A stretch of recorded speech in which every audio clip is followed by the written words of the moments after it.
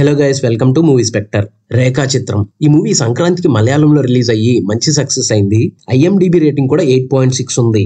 OTTలో release అయ్యాక చూడాలని చాలా ఎక్స్పెక్టేషన్స్ పెట్టుకున్నా, మరి మూవీ ఆ ఎక్స్పెక్టేషన్స్ కి రీచ్ అయిందా అంటే లేదనే చెప్పాలి.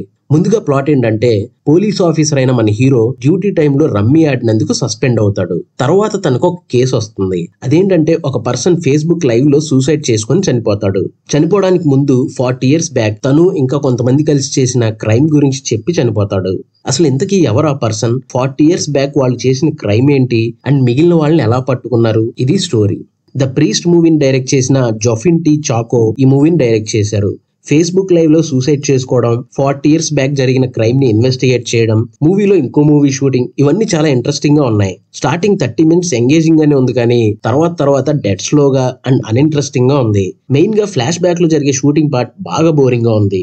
యాక్చువల్ గా మలయాళం మూవీస్ ఆల్మోస్ట్ అన్ని స్టార్టింగ్ స్లో పేసింగ్ తోనే ఉన్నా ఇంట్రెస్టింగ్ గానే ఉంటాయి. దట్టు క్లైమాక్స్ లో మంచి రేసీగా ఎంగేజింగ్ గా ఉంటాయి. కానీ ఈ మూవీలో అదే మిస్ అయింది. పర్ఫార్మెన్సెస్ గురించి మాట్లాడుకుంటే, హీరో ఆసిఫ్ అలీ ఎప్పట్లాగానే తన రోల్ ని జస్టిఫై చేశారు. లీడ్ యాక్ట్రెస్ అయిన అనస్వర రాజన్ ఆ రోల్ కి పర్ఫెక్ట్ గా ఫిట్ అయ్యారు అండ్ 100% బెస్ట్ ఇచ్చారు. మమ్ముట్టి గారి ఫేస్ ని AI తో చేశారు. అదంతా కన్విన్సింగ్ గా అయితే లేదు, బట్ ఎక్కువగా బ్యాక్ నుంచి సైడ్ ప్రొఫైల్ నుంచి చూపించారు కాబట్టి కొంత పర్లేదు. ఇంకా మిగిలిన వాళ్ళందరూ వాళ్ళ రోల్స్ లో ఓకే అనిపించారు. టెక్నికల్ గా మాత్రం మూవీ బాగుంది. అప్పు ప్రభాకర్ సినిమాటోగ్రఫీ మూవీకి హైలైట్. మెయిన్ గా 1980s టైంలో జరిగిన మూవీ షూటింగ్ ని తన సినిమాటోగ్రఫీతో బాగా ఎలివేట్ చేశారు.